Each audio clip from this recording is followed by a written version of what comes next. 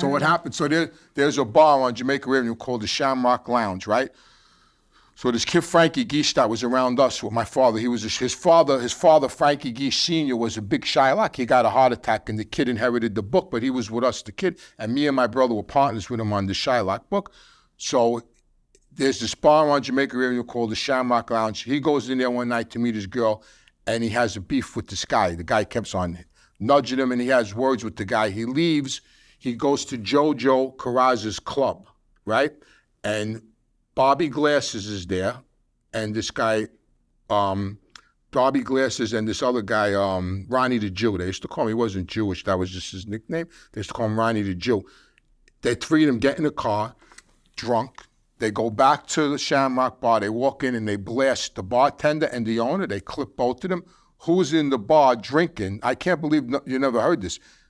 Pete Gotti's daughter, Linda, is in the bar hanging out with her friends, right? After they clip these two guys, Bobby Glasses and Ronnie the Jew go to the patio lounge on Rockaway Boulevard. This kid, Frankie Geesh, comes to me. I'm in this bar called the Polish Bar in Ozone Park. He comes to me and he tells me, me and Bobby Glasses and Ronnie the Jew just clipped two people on Jamaica Avenue. He's got like blood on his sleeve. I go, and you fucking came here after you did? Like, he came right to me. So he was a nervous wreck. So we take him, we take his car, we get rid of his car, and I bring him to the Hilton. There was a Hilton Hotel on by Kennedy Airport. We put him in the room in the Hilton Hotel. The next day I call up the room, he's gone. He's gone, right? Now Pete Gotti's daughter, Linda, made a statement, gave them up.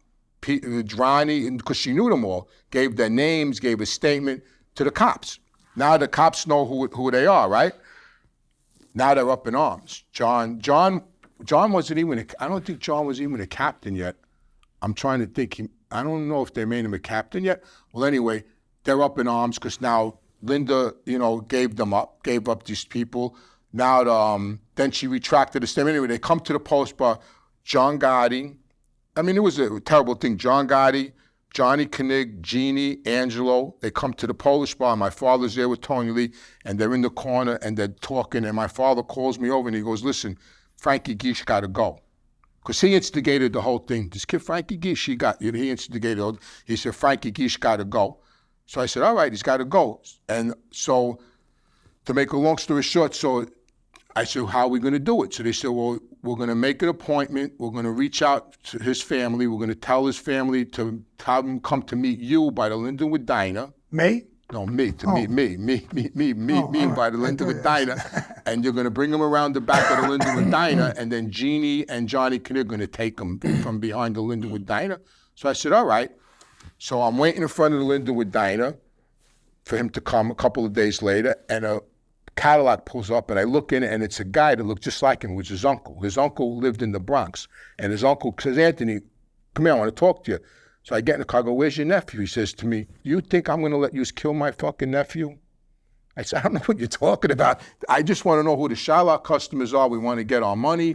We don't know who the customers are. I know he ran away. He said, how much just got on the street? So I said, we had like 27,000 in the street.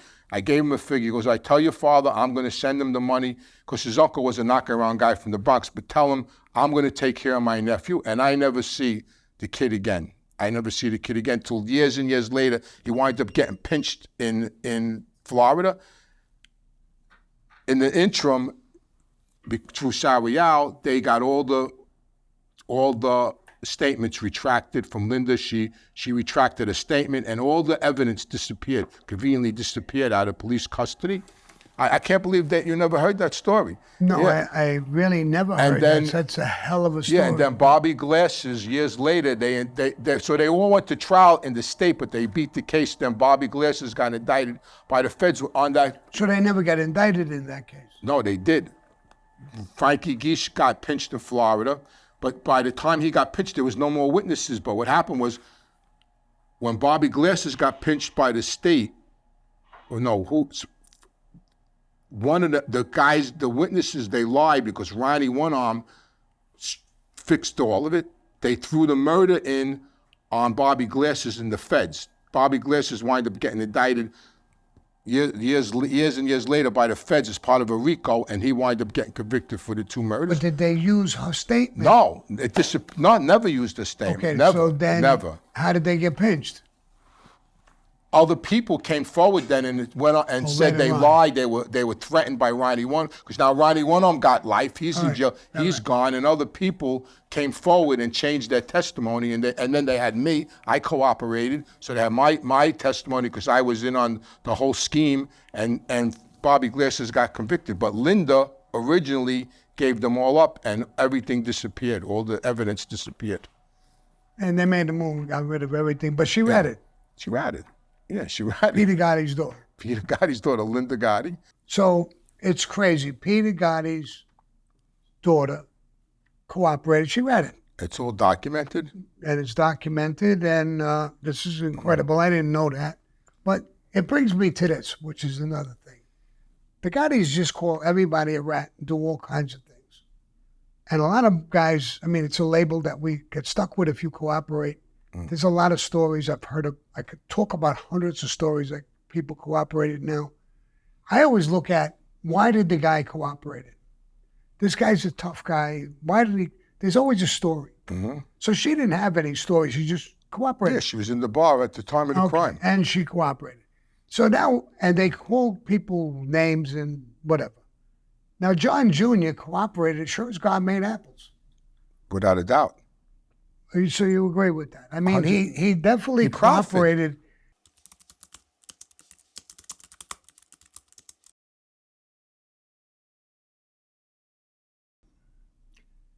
I just don't understand the conversations. And, you know, I get a lot of questions. I have a lot of people, and I get all kinds of questions. You betrayed John, or this, or that. Some guys love John. But a lot of people starting to understand exactly what happened with John. Now people are understanding what happened with John Jr. There's no question that he cooperated. You know, I love these stories that guys on these programs say. You know, I cooperated, but I didn't really cooperate because, bro, you know, that's like, you know, you didn't get this girl pregnant. You didn't stick it in all the way, or the way, you know what I mean? Don't stop the bullshit. Yeah. You cooperated, and the guy didn't get convicted. It don't matter whether he got convicted or not. It don't even matter if the guy got pinched. When you're talking with the fucking feds, you cooperated. You're cooperating. Yeah. I mean, when I talk with the feds, hey, good morning. You know, what are you sitting outside for? It was cold. The Frank and Matty, the agents who are always on my back. When I come in, my secretary says, it's fucking snowing. It's right before Christmas. The Frank and Matty, they won't even know their names. Frank and Matty are outside sitting in the car. Right before Christmas, cold as a bastard, snowing. So I said, these fuckers, they don't want to stop. They're always here. So we had cookies and cannolis in my office for other people. So I took some cookies, some cannolis, a couple cups of coffee, and I put it in a box, and I went out and I knocked on the fucking window. They were in the car. The guy opens up the window. What is this, Sammy? I said, don't you ever go home? No. It's fucking Christmas. Go the fuck home. Stop. Get off my back a little bit. That's our job. Here, I got cookies and coffee for you. At least to keep warm. He said, no, we can't take that. It's not a fucking bribe. Yeah. It's cookies and coffee. Yeah. You could take the fucking thing. Don't worry about it. So I give him the fucking cookies and the thing. You know, but that kind of talking or joking, you could do whatever the fuck you want. Of course. Once you say something about somebody, it's cooperating. Mm-hmm. You know, an undercover guy, CI, I hate CI, is worse than anything. Because he's cooperating with the government, he's wired up, he's talking to his best friend, he's talking to his friend, you know, we can make money if we do this. And he's still committing this crimes. Poor fucking, yeah. So you're sucking this guy into a conversation, so he admits, oh yeah, maybe we could deal drugs. You just buried him. Yeah. Now, he don't get buried right away, they don't kick the door in and come in, but they know he's a drug dealer. So now, when you leave, all of a sudden now, they don't pinch him, but they call the other agents and they say, Joe Blow is a drug dealer. Stay on him now. Mm-hmm. So 3 months from now, the guy gets pinched. He don't know what hit him. or why. It was your conversation that brought you to the guy. Yeah, you're right. So you're not a rat because you didn't take the stand against him, but you buried him. Of course. So that's what John Gotti Jr. did. He met with them. He talked with them. There's another story there's a story about when I cooperated. There was a story about John made a deal with Sammy, John Gotti. I don't know if you heard this. A son for a son. No. Don't cooperate against my son, and I won't kill your son. I didn't hear Sounds beautiful. Yeah. It's bullshit. Yeah, of course. I didn't make no deal. I didn't make no deal with him. I didn't make nothing. But here's why he told me that. John Gotti Jr. went to a club one night with a bunch of his friends. They hit on this broad. They hit on this young girl. The guy, it's his girlfriend. He steps to the plate and he says, "Hey, wait a minute, bro. Hey, this is my girlfriend. Leave her alone." Blah, blah, blah, blah. He's protecting his girl and himself. And they wind up arguing with him. They give him a beating.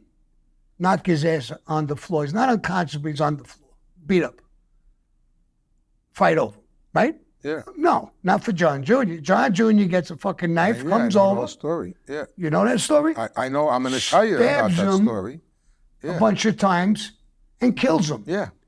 And John Gotti knows I know this story because John Gotti himself, the next day after he did that, tells me, my fucking son, this piece of shit, killed the fucking kid last night. And he tells me the whole story about the girl and the fight and the whole thing. So I said, what are you going to do? He says, I got to deal with the cops. I think he was paying $25,000 and I'm going to be able to squash this. If you need my help in any way, let me know. I mean, I might know cops over there, or maybe I could help in some way. Because I was always rigging cases and bribing people left and right too. So I said, if you need, he said, no, I got this. All right, good.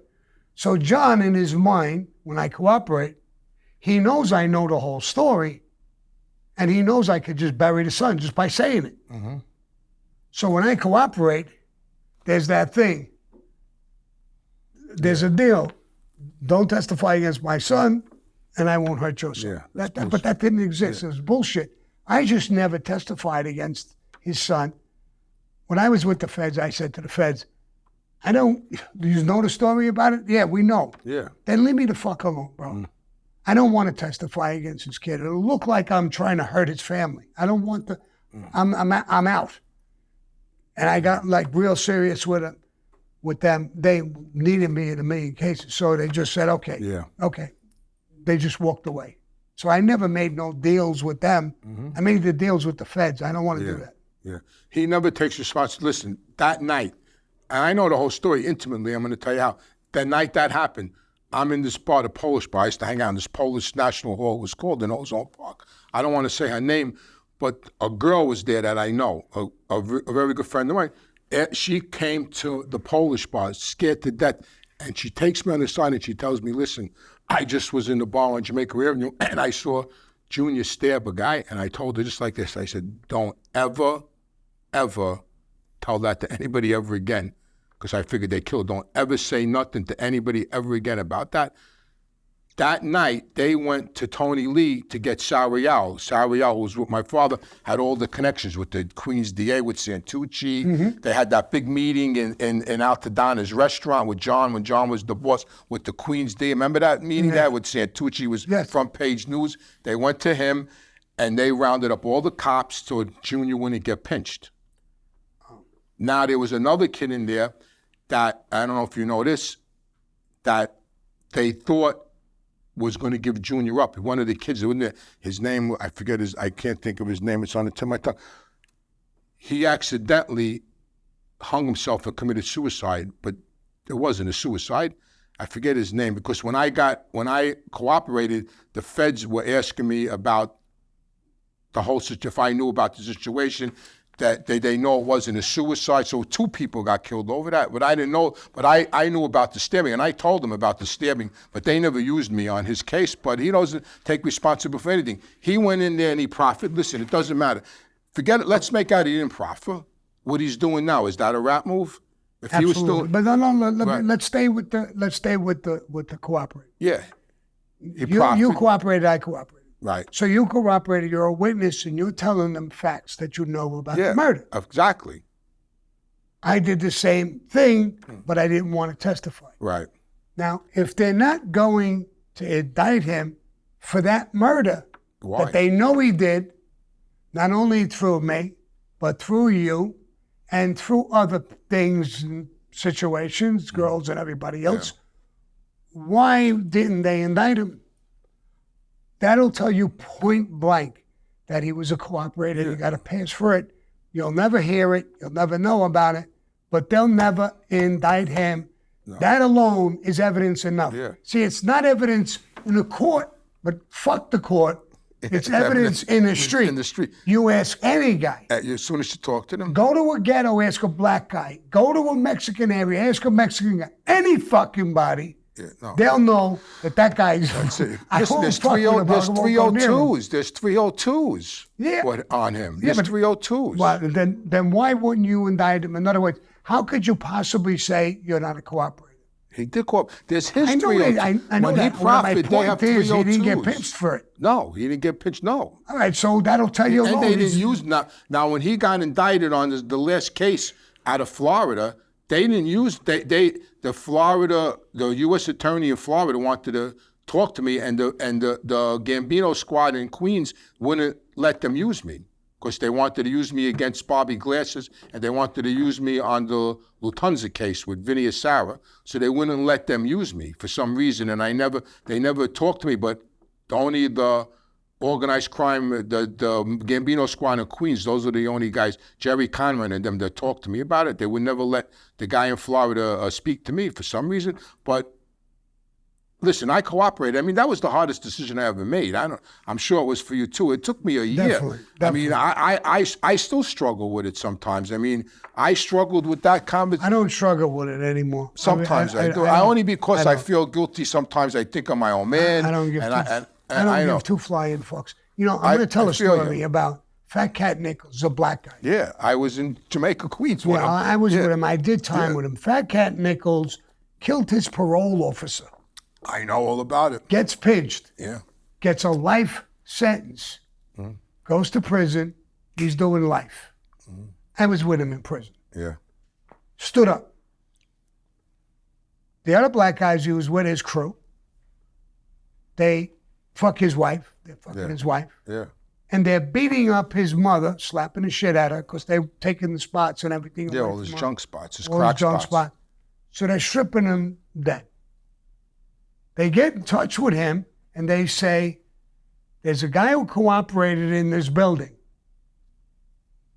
There's a police car outside every day, 2 cops, young cops, who are protecting him by sitting there.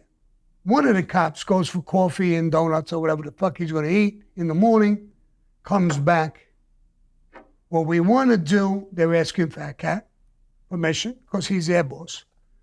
We want to kill the cop, the one, go in and kill the guy who's cooperating. Fat Cat tells them, no. No. They don't listen to Fat Cat. They do what they want. They killed the cop.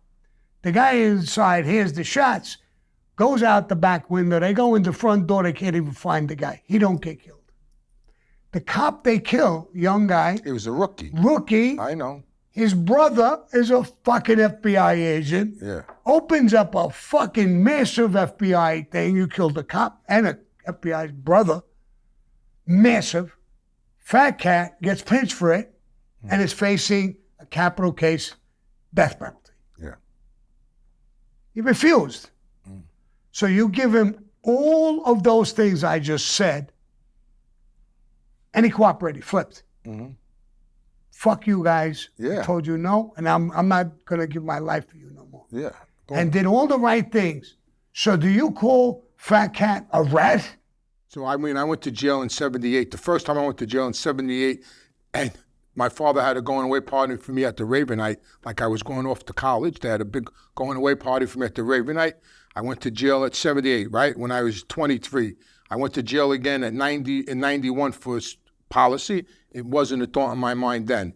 I went to jail again in 96 on a state case, and while I was away, I got indicted by the feds with Nicky in Florida, and I wound up getting 10 more years. I did 8 years and 3 months, and it still wasn't a thought in my mind. I got out of jail in 04 after doing 8 years and 3 months. By that time, John Gotti was dead. My father died when I was in jail. Tony Lee was dead. You cooperated, which, you were one of my idols, one of my favorite mob guys. When I was in jail in 91 and they told me you cooperated, I told Bobby the Jew, I thought it was Frankie. When he said that guy's, because we used to say, call John that guy, we knew it was John. He said, well, that guy's co-defendant flipped. I went, who, Frankie? I thought it was Frankie Loke. He goes, no, Sammy. I said, Sammy. I was shocked.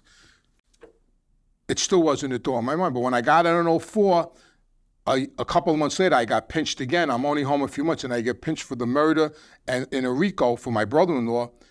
And, my whole train of thought started changing because things were different. Like I said, you cooperated. Joe Messina cooperated, another guy I was close with. I knew him, Joe Messina, before he was even straightened out. Now he was the boss. He cooperated.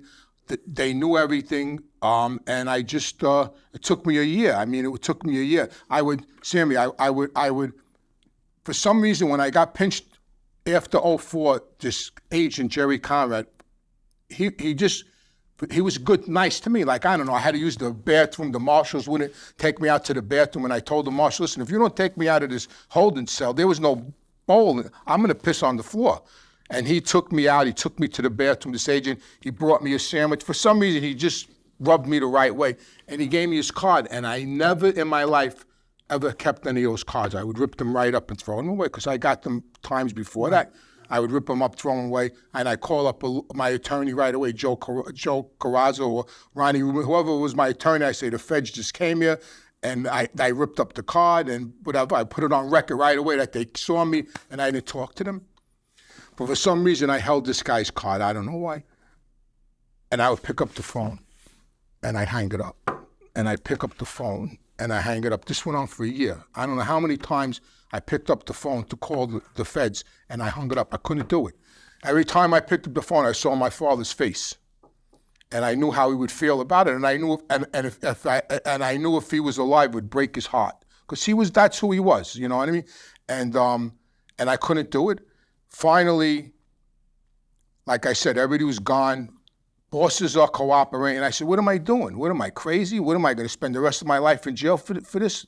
I didn't have the same feeling about it. Right, it was over, exactly. And I still didn't make the call. I gave the card, the Jerry Conrad, the agent's card, I gave it to my wife, Valerie, and I said, listen, tomorrow, when you go to work today, when you get to work, call this number and tell this guy to come see me. And she went to work. She called him up.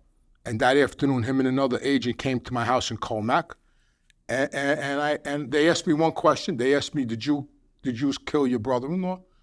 That was the first question they asked me, and I said, yeah. And then the next day they brought me money. They asked me, what do you, I couldn't pay my mortgage. I had no money. I had nothing. The next day they brought me, I think they brought me like $3,500 in cash, and they brought me a list of, because I had to get an attorney, they brought me a list, and not a lot of lawyers are going to represent people that cooperated. They gave me a list with 10 names on it, 10 attorneys that would represent me as a cooperator. And one of the lawyers was Michael Gold, whose father was, I don't know, Eugene Gold, right, who years and years before that indicted my father on the gold bug with Paulie Vario, and all of them, they had a bug in a trailer, and they indicted like 30, 40 guys. And I recognized the name. I said, is he related to Eugene Gold? They said, yeah, it's his son. So I wind up hiring him. Right. He charged me $25,000, but I didn't even have that. But when I sold my townhouse, the feds put the money in escrow, and I paid him out of that. So it was a process before I made that decision. All right, of course it is. Of course it is. Listen, it's not people can make a statement, 1, 2, 3. I mean, I know when any gangster goes through, I went through it myself. When I walked away from the mob and I walked away from John, I said to myself, fuck it, I'm done with this thing. But I also said to myself, I know I'll probably be dead in less than a year. I just didn't give a fuck no more about life, about nothing. So you're going away in a place that is just a disaster for anybody who's a tough guy and in the real life and understands this.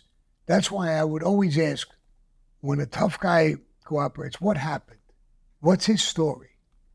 That's why I asked you this story. Yeah. I mean, because I know it's a tough story. What people go through, like, look how many times you were arrested and you stood in jail. Yeah. You stood up. I did 14 years. I know. And not only that, it's not even 14. I did 18 on my last one, 17 years, 7 months. It's the pressure of constant and the pressure of what's going on the outside, whether it's family pressures, whether it's street pressures. You're watching, I was an underboss and a very powerful one at that. You're watching me go with that route. You're watching Joe Messina doing that. See, those kind of rats, is a confidential informant. If you're going to flip, say the truth, take the consequences if it happens, but none of this confidential bullshit. You're conning your friend. The guy's taking you in his house with his wife and kids, and they're fucking listening to all of these conversations.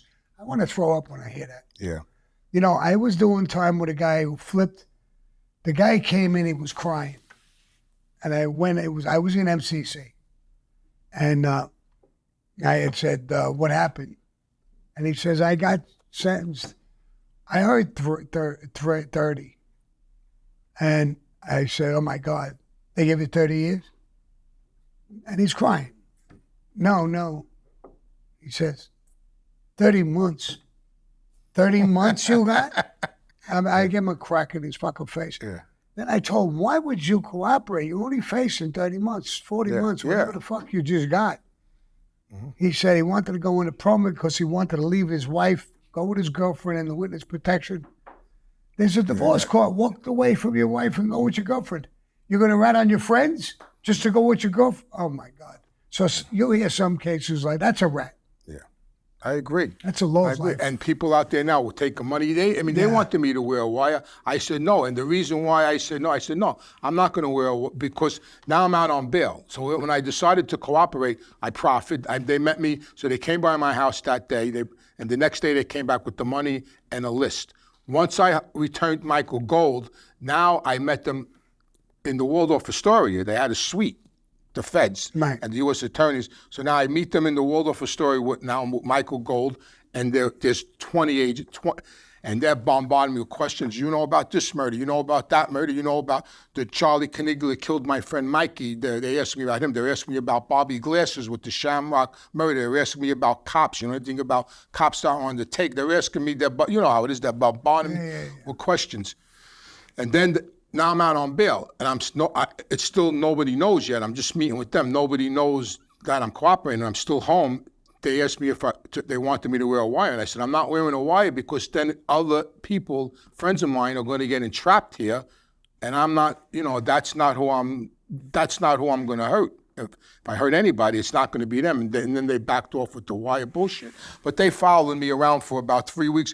Like I had co-defendant meetings with Skinny Dom because he was my co-defendant, Skinny Dom, and they followed me to the lawyer's office and they took pictures. Ronnie One Arm's son, they made him a skipper. Alphonse, he was there. They took pictures of me with him, and they just surveilled me for a couple of weeks. And then I went into court and I signed the cooperation agreement and I pleaded guilty to the murder. And they took the bracelet off me. I was under home confinement, and then they put me in a safe house in New Jersey. And then, it started from there. But even today, I asked you this, it still bothers me sometimes because, I would like to believe, not that I would like to believe, I believe that if my father was alive, I wouldn't have cooperated because then I would have had to give him up and I would have never done that. Nobody loved me like that. He loved me more than my mother. To be honest with you, nobody loved me like that, man, and I could have never gave him up. So I know if he was alive, I would have never went that route. But sometimes in my weird mind, I think, like if I die, I'm afraid to meet him. He might be mad at me. You know what I mean? Like sometimes I get these weird thoughts that he's mad at me.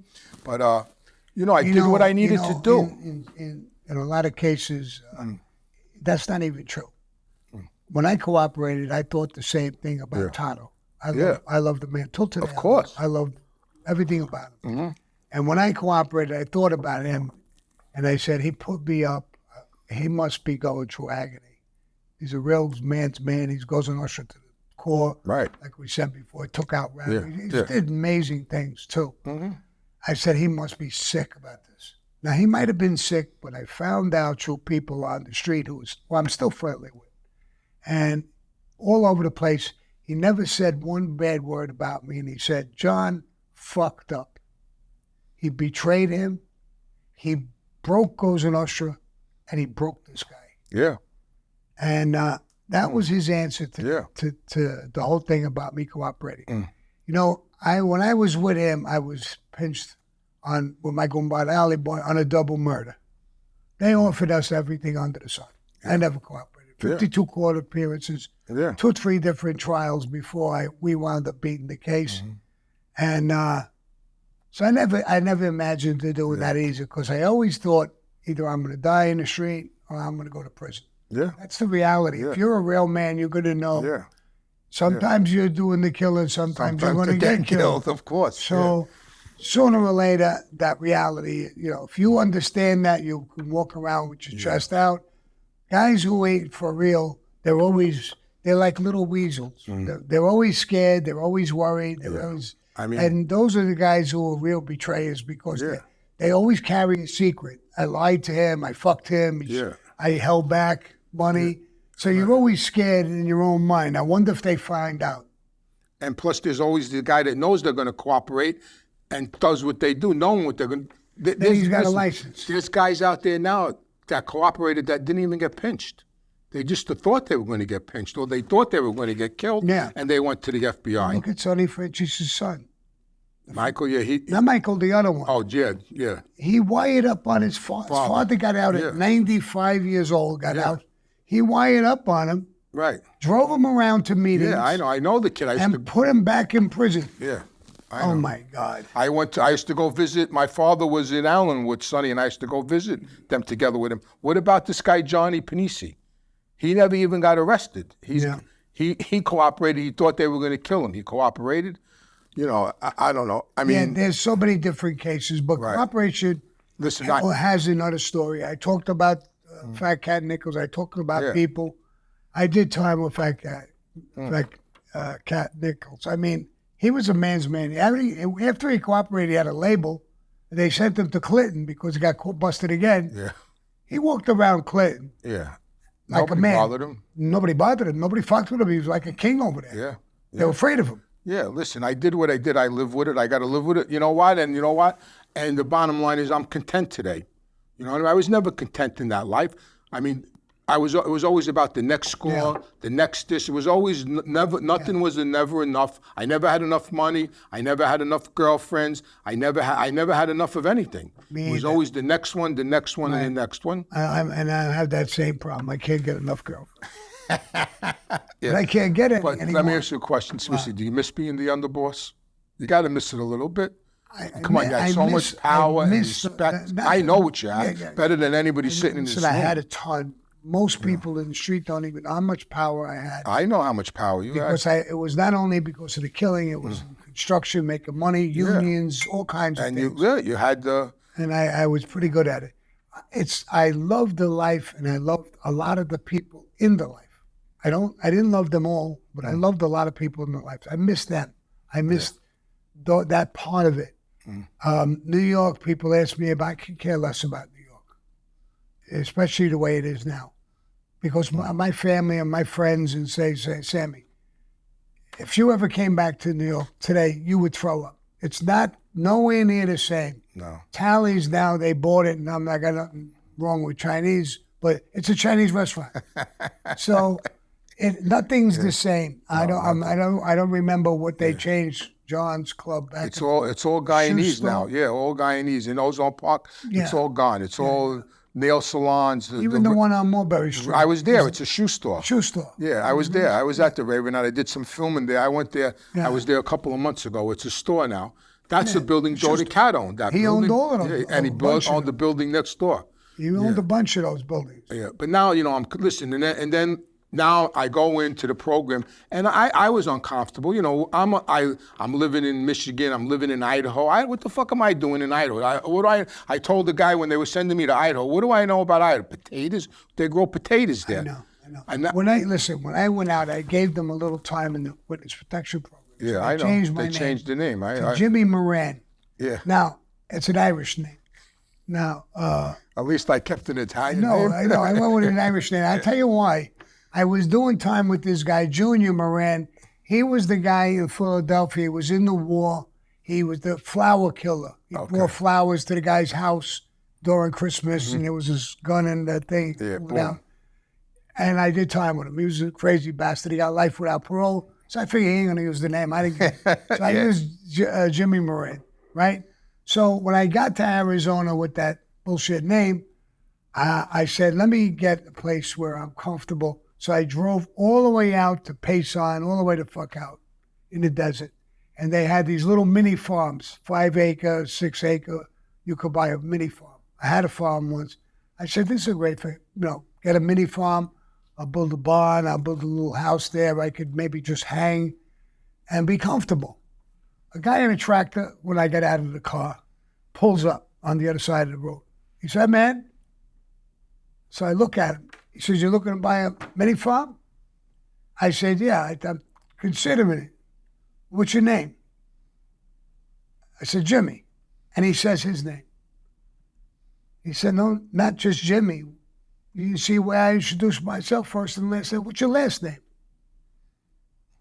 Moran. Irish. I said, yeah. He says, good old Irish boys.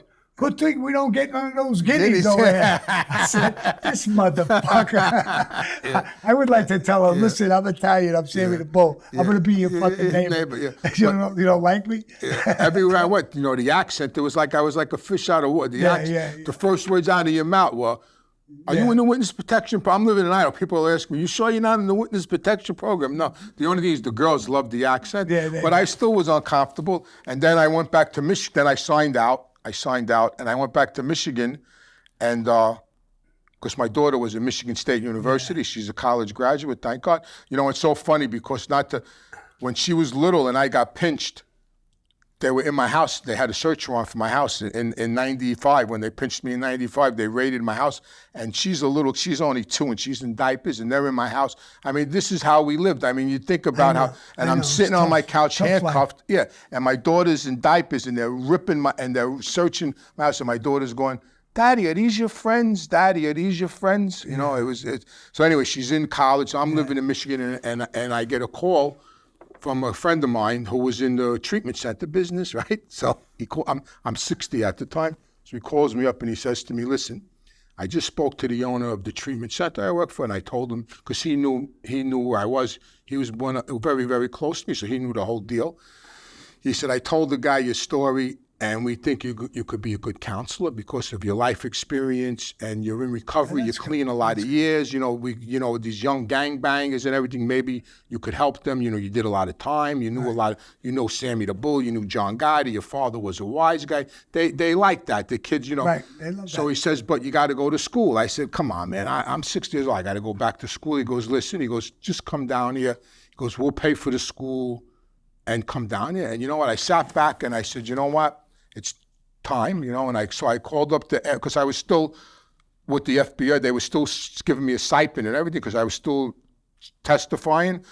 And I called up the FBI and I said, listen, I'm leaving. I'm going to Florida. I said, I got an offer for a job. They really didn't want me to go. I said, listen, I'm going because, listen, when this is over and you kick me to the curb, who's going to pay my rent? I said, no, what do I do then? So I packed up. I got my cat. Mikey the cat, me and Mikey got in the car, I drove to Florida, and I went back to school, and I became a counselor in a treatment center. And, listen, like you're talking about stories. Yeah. When I came to Arizona, when I got out of prison this last time, in 2017, I went to Target, and I was going to buy sneakers. So there's a leather couch, and I'm sitting on the leather couch, and I'm getting sneakers and trying them on. Mm-hmm. This older woman, she comes up next to me and she says, you mind if you move over, if I can sit on this couch? She had boots in her So I said, no, I moved over, and she had boots, and she's putting the boots on, and she's talking to me, and I'm talking to her. She says, you have a New York accent. I said, yeah, I do. Where'd you come from? Brooklyn. She says, I came here years ago. I was in New York in the Gotti era. So she says, you know who he is? I said, no, not really. I said, I think I heard his name. Gotti, what you say his name was? Yeah. Gotti. So I said, nah, maybe, I don't know. Yeah. And so she takes her phone. I didn't even know what these phones were. Yeah. She takes her phone and she goes on the thing and she strolls a little bit and she shows me, and there's John Gotti. Him. Yeah. I says, he looks familiar, but I really don't know. I think, I don't know. He comes from New York too? Yeah. Yeah, from Brooklyn. Oh, yeah? No, I don't really know. Yeah. And she goes like this. She flips it. Yeah. This next page is me. Yeah. She looks at me and she looks at the picture and looks at me and says, are you Sammy the Bull? Yeah. I said, yes, I am. She says, oh my God, my husband's not going to believe this. She says, she calls him up on the phone while we're sitting there. Yeah. And she says, you'll never guess who I'm sitting next to. And he must ask her. She says, no, it's Sammy the Bull. I mean it. Yeah. She says, could you lean next to me so he could see your face? So like me, I'm like a jerk. Yeah. So I lean over, I put my stupid face in the picture, and I hear him on the phone. Oh my God, get the fuck home right away. Yeah.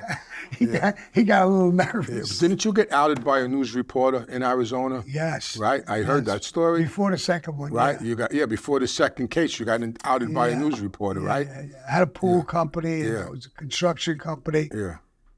My wife came to me. We had a restaurant, Uncle Sal's Italian restaurant. And my wife said, there's a news media came down and they want to do an interview with you. And I told them, no, he's not doing any interviews. And I don't know where he is.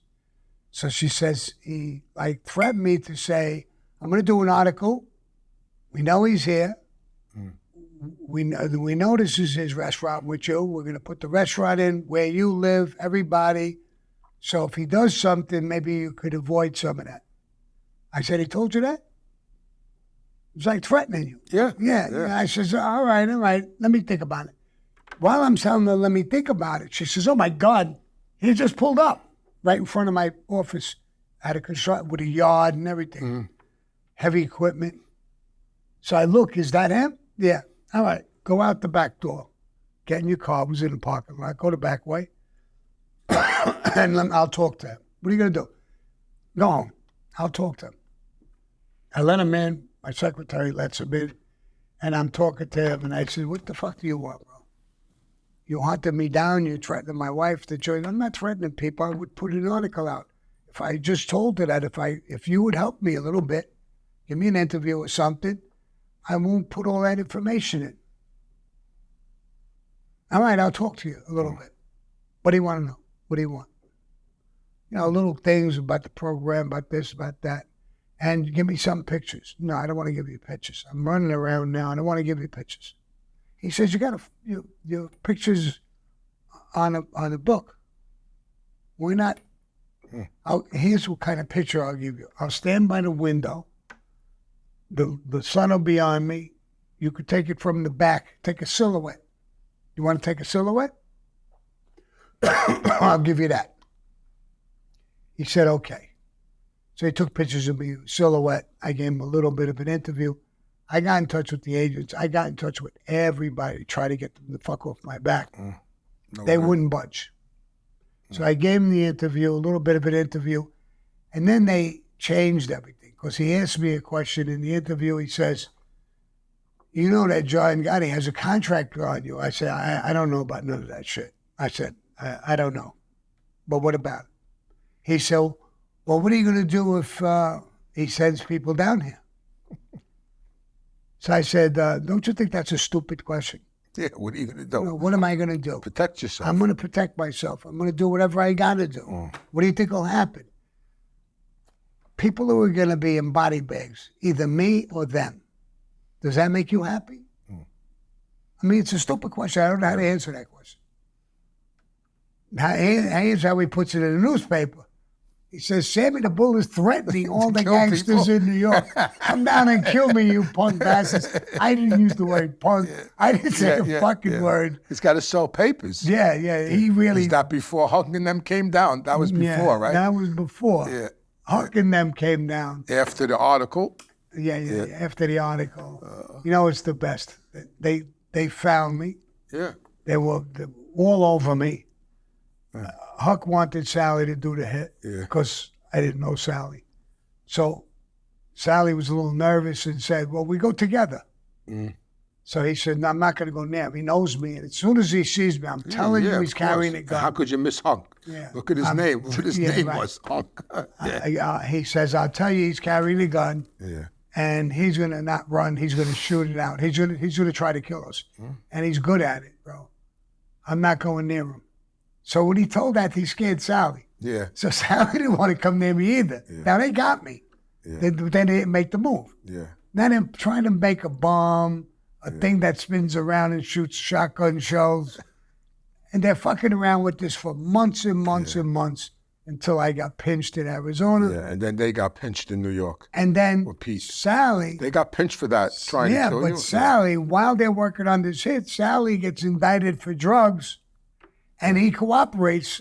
Huck and Pete don't know. Yeah. He says, I'm on a hit right now. Yeah. It ain't done yet. So I'm on a hit on Sammy the Bull. But you know what? And I think about it all that. I mean, you know, like I said earlier, I'm content today, you know, and we live I was never on your scale, but we lived big lives, even though I lived a big life being Andy's son. I mean, from when I was a kid, out partying, money, tons of money, celebrities, you know, carte blanche, front row seats, never waited online, all that stuff. And then, you know, it was great, and then it wasn't. You know, it's like drugs. They were all fun and games for me at one time, and then they weren't. You know what I mean? Right. And then I had to stop, and that's how I looked at that life. It was sort of like it was all fun and games, and you know, it was all great, and then it wasn't. But along the way, you know, I heard a lot of people, you know, just like you did. You know, I made people's mothers cry. We clipped my sister's husband. You know, to this day, my sister still is fucked up over it. But you know what? At the time, he did something wrong. You know, and like sometimes I think about myself, like I'm sure you do too. You know, like sometimes I have no empathy. Like I don't give a fuck. Like it's. I don't know, maybe I was raised that way, it was implanted in my brain. Like sometimes I want to feel remorse about things I did, and I just can't. Do you experience that? Without a doubt. We're almost like we're in the military. We're told to do certain things. You were never a Roy DeMeo, and I was never. And my father wasn't either. Yeah, right. But he's got nothing. He's a machine. Yeah. We had, you know, but when we were told to do something, we had to do it. We did it. That's part of the life. Yeah. It's not, thank God I've never went out and killed an innocent man, a woman, or a child. Right. Exactly. That would have really fucked me up. But I didn't. Yeah. So it was within the life. If you broke the rules and the boss came to me, Sammy, he's got to go. He went. I had to do it. Exactly. That's the life. Back then what are you going to do? A stranger? Yeah. That's who does it in the mob. So I feel the same way as you. Yeah. I mean, of course, some of them I feel bad, but some of them I feel, and people criticize me every time I say this, but if I looked you in the box, I said, bro, you broke the fucking rules, and look what you did. You hurt me. Mm-hmm. You knew I would be the guy who wind up killing you. Yeah. You didn't have to break the rules. Yeah, exactly. So you fucked yourself up. Look behind me, those people cried, you fucked them up, and you fucked me up. Exactly. Because I really didn't want to be the guy to shoot you. Right. I like They put you in that position. You put me in that position. And now I'm not, if you break the rules, I'm not dying with you. Yeah. Yeah. I don't break the rules. Yeah. I do what I got to do and whatever. That's what my old man used to tell me. He goes, listen, whoever he clipped or whoever got clipped deserved to get clipped. And he used to tell me this all the time too. He used to sit me down and tell me, listen, I'm telling you right now, God forbid I ever disappear or they find me in the street, just forget about it. He used to tell me, he goes, because you might be able to clip one or two people, but you can't fight an army. He used to tell me, just for as hard as that's going to be, he said, just forget about it. He used to tell me all the time. And you remember Patty Mack? Yeah, sure. Remember they clipped Patty Mac, and then a month later they clipped his son because his son was going around talking about how he was going to get even. Once you started, yeah. And then they walked in the bar and they shot Patty Mac's son in the head. Right. The Genoveses, he was a captain with them. Patty Mac. Listen, here's how I tell my family. Till today, I said, listen, if somebody comes down in the Mafia and kills me, don't be mad at him. He was given an order. Yeah. He had to do it. And I broke the rule. So just say, my father knew the rules. He broke a rule. He lived by the sword. He died by the sword. Yeah. It's over. I'm not mad at anybody. Mind your fucking business and go on with your life. I don't think we have to worry about that anymore today. No, You guys out there ain't busting grapes no more out there. No. Just what's going on out there. Yeah. That's what that people tell me, are you worried? I'm not worried. I mean, am I going to go in my neighborhood and walk around? I'm not going to just put it in their face, but I'm not worried. I'm not worried. I mean, first of all, I don't think anybody's out there no more. Guys like you are gone. There's no more Sammy the Bulls out there. There's no more John Gottis. There's no more Fat Andys. They're not out there. No more Tados. They're gone. Yeah, they are. They're gone. I mean, there's guys out there that are killers. Yeah, John Caniglia is a killer. Genie. There are guys around. They're not going to do it. Guys around you that are still out there are killers, but they're not going to do nothing. No, they're done. They're done. Yeah. First of all, there's so much kind of confidential information. These phones, everybody's got a fucking camera. What about this? The other day, I was talking to my daughter about Ben-Hur. She tells me, what's the first movie I went to see? I said, when I was a kid, my father took me to see Ben-Hur with Charlton Heston. 15 minutes later, I'm on my phone, and there's all things of Ben-Hur popping up on my YouTube. The phone listens to you. There's all things about Ben-Hur. So who's going to do what? Every time you do a search or you do something, you'll see, like, if you do a search for a diet pill, right?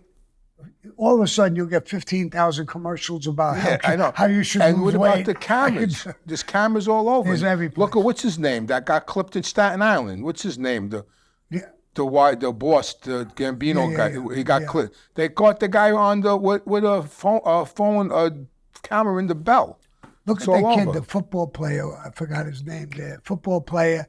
Oh, on the 49. Oh, I know. Hernandez. And then he kills himself in jail. He had a phone. Yeah. They know where the guy was, where he got hit, and they follow his phone. It was there. It's crazy what they can do. I'm just glad I don't have to live that way. I don't have to worry about, like, the last time I got pinched home 5 a.m, the bell rang, you know who it is. I don't have to live that way. You know, I sit on my couch today. I go to work every day. I work in the detox, you know. I mean, the fentanyl today is killing all. I just found the kid. Yeah. I just found the kid the other day at work. I work in a detox. So every 30 minutes, I got to go do rounds to make sure nobody's having seizures and all that, because I'm a clinical technician in a detox. The other day, I opened up a door, and the kid's dead in the bed. Overdose, foam coming out of his nose, coming out. Stupid kid, 20 years, he smuggled drugs in a detox. He OD'd right in the bed. So, you know, the job is gratifying, but today it's a little tougher now with all this fentanyl because it's in everything, and a lot of kids are dying out there. But, you know, I don't have to worry. I'm not hurting nobody. I'm not robbing nobody. My wants met? No. Most of my needs are being met, so I'm happy about that. But I'm content. Right. You know, I'm out here. Look, you sent for me. I'm having a great time. I mean, I never in a million years thought we'd be doing something like this. If someone would have told you 30, 40 years ago that you were going to cooperate and be Sammy the Bull's podcast, you would have probably shot the guy in the head. Yeah, I would have changed. I would have said you out of your mind. Yeah, exactly. Me too. I'm not a public speaker. Never was. Cooperate. And me, I was no John Gotti. I was quiet. You were. The agent said, but you were stern. You were kind of stern. I was stern. You were a stern guy. From the little bit I know, like, you were stern. Yes, absolutely. And you were quiet. I told guys, you didn't smile much either. Know, I didn't see you smile much. No, I smiled. I smiled a little bit. I smiled a lot. But I told the guy, there's guys who came to me. I'll give you, guy came to me. I was in prison with him. I grew up with him. He went to prison, and then he came out. He said, Sammy, so I want to be with you again. I said, you've been away for 15 years. I haven't seen you. I don't know. I don't know you anymore for the 15 years. I hear you fucked around with drugs in prison. I don't know if you're on drugs now. I don't know if you're wired up. I don't know. I'm not saying you are. I'm just saying I don't know. You're right. So I'm going to need time. Stay in the street. I'll talk with you, you know. And then there was a couple of guys who wanted to be with me, tough guys. They were dealing drugs. I said, listen, I don't deal drugs. And I'm not against it. There's a lot of guys who deal drugs. Don't be with me. Be with them. Go ahead. I wish you good luck. But if you're going to be with me, you got to give me your word. No drug dealing. You can't take drugs. And if you do, you know you're going to regret it. I'm going to make you regret it. So that's the deal. Just don't lie. If you're going to come on board, you tell me this is what you're going to do. And Nicky Cowboy and Huck didn't live up to that. No. And then wound up dead. So when it came to things like that, I was pretty strict about it. Because here's my theory. You come in and now you're taking drugs. Now you taking different kind of heat than I take. All of a sudden, we're getting pinched by the fucking DEA. I fucked up all my crew. I'm sitting in jail with you, you're in my crew. And how do I answer you? You said, Sammy, this guy's on drugs. You didn't chase him? That's why we're sitting here. And it is my fucking fault. Yeah. So I want to run my ship the way I want to run it. Yeah. Like, what's his name? The kid who says I told him not. We want to do an interview with him. You mentioned him earlier. Johnny, Flash? Flash. Oh, Tommy Flash. Oh, Flash came with me. He tried to come with me. You gave him his nickname. Yeah. Tommy Flash. Flash. Yeah. But I told him, I said, Flash, I really like you. Yeah. You're a good guy. But you're not a fit for my crew. Yeah. And then he came to us and robbed everybody. Right. I said, you're not a fit for us. So, listen, go with someone else. Yeah. I'll always be your friend. I'm not going to badmouth you, but you're not a fit for here. Believe me. And if you're not going to work, you're going to go. You're going to go, bro. Yeah, and then he can't. And then he got hooked up with Tony Lee. And then he got hooked up with Tony Lee, and you guys are still with you. So he was good. He was good for a while. Yeah, he was good until he wasn't. You know, he just liked to take money and, you know, juggle money. He's a good guy. He's a lot of fun. I'm still friends with him now. I talk to him all the time. Maybe we'll bring him around. Of course. Talk to him. Yeah, I did a couple of things. We can even play with him a little bit. When he comes in, I'll take out a gun. One of those guns he said you gave him his nickname. You gave him the nickname Flash. Flash? Yeah. Well, what the fuck did he do that? I don't know. He said, Sammy the Bull gave me my nickname. And Big Louie took his son to his first hockey game, and the kid almost went to the NHL. His son, Johnny. He said Big Louie took his son to the first hockey game. And Big Louie's a good guy. A lot of guys ask me, you think you made a mistake when you put him in? No, he's a good guy. No, I didn't make a mistake. And now I'm... Before I went away in 96, I saw him in a club in Brooklyn, in a restaurant. I forgot the name of the restaurant. I can't think of it. And he was in there, and he told me that they passed my. He's one of the guys that told me they passed my name. They just passed my name around, and I was going to get straightened out. He told me, Big Louie told me. He's a good guy. Yeah, I liked him. Yeah. I never made. I remember when you straightened him out. I straightened him out. I made him like he took when I was a captain. When I got promoted, John said, "Who do you want to take over your crew?" And I said, "Big Louie." Yeah. And I didn't make a mistake then, and I know about him for years and years and years. I know for sure. Yeah, he was a good guy. He was the right pick. He was a good guy. And anybody I talk to says that. Yeah. All right, guy, this was a great talk. I believe so. We're going to wind up, and we can do other things in the future. Like I said, I think the world of you. Thank you. And see, it's so comfortable talking to you because it's me too. Vice versa. I'm good because it's one tough guy to another, one gangster to another. It's so refreshing and good. When you're talking when a guy's a fucking fraud or a fake or a different name that people are out there now, a few of them. They have nothing else to talk about but hit pieces, and I feel comfortable to you. Like, I knew of you, and then I knew you, and I always respected you. I always looked up to you. I remember like yesterday in the Ravenite, I used to stand and I talk about it. I know I keep mentioning it, but it was just I loved it. My job. It was so the way it should be. Like, listen, I remember when I was a kid, Nicky Carrazzo, when he was with my father. Now, he's a gangster, Nicky. I love Nicky. Yeah, Nicky's a gangster. He used to stand with my father. He never left my father's side until my father went home. Never left my father's side. That's the way it's supposed to be. We're going to have to go. All right, that's it. Listen, and it's not yet, but it's been a pleasure. My pleasure. And we'll go on. I hope so. And we'll see what we got to do. So, hi, I'm Anthony Ruggiano, and thanks for watching I'm Sammy. No, that comes later. Right, how's this? Is this good? Hi, I'm Anthony Ruggiano Jr. I'm Sammy the Bull Gravano. And thanks for watching. Table in the back. Adios. Adios. Motherfuckers. Okay? That was good. Better? All right. All right. Thank you. Oh, every time you want to call the rap? All right, cut.